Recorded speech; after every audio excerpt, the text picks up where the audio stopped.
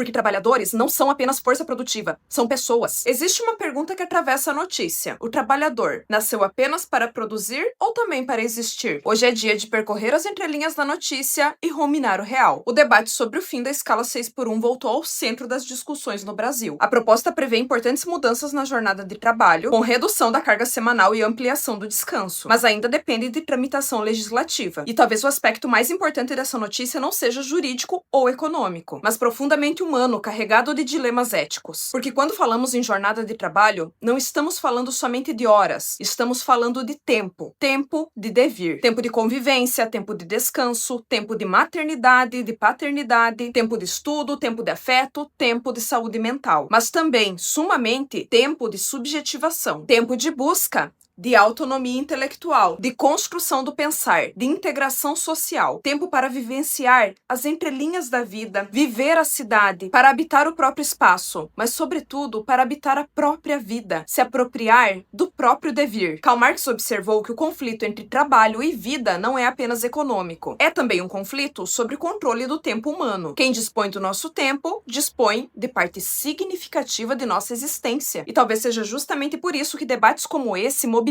tantas tensões. Porque o trabalho certamente é necessário, mas existe uma diferença em trabalhar para viver e viver para trabalhar. Quando o descanso passa a ser tratado quase como um privilégio e não como dimensão legítima da Constituição e da dignidade humana, algo estrutural aparece. E aqui surge outra questão. Frequentemente ouvimos previsões de que jornadas menores afetariam drasticamente o comércio ou colocariam a economia em risco. Mas esse debate merece mais cuidado, mais ética e menos automatismos. Diversos estudos e experiências internacionais associam jornadas mais equilibradas à redução do adoecimento, melhora da produtividade, maior permanência no trabalho e melhor qualidade de vida. Porque trabalhadores não são apenas força produtiva, são pessoas. E pessoas menos exaustas tendem também a produzir, consumir e participar socialmente de maneira mais sustentável. Por isso se trata de um debate ético, porque a dimensão humana deve ser norteadora dessa reflexão. E aqui vem a questão: a quem interessa que o ser humano seja reduzido a apenas sua força de trabalho? Talvez a pergunta verdadeira dessa notícia não seja apenas quantos dias devemos trabalhar, mas que tipo de sociedade estamos construindo quando o tempo de viver se torna secundário diante do tempo de produzir. Porque a sociedade revela muito de seus valores não somente pela riqueza que acumula, mas pela maneira que organiza o tempo de vida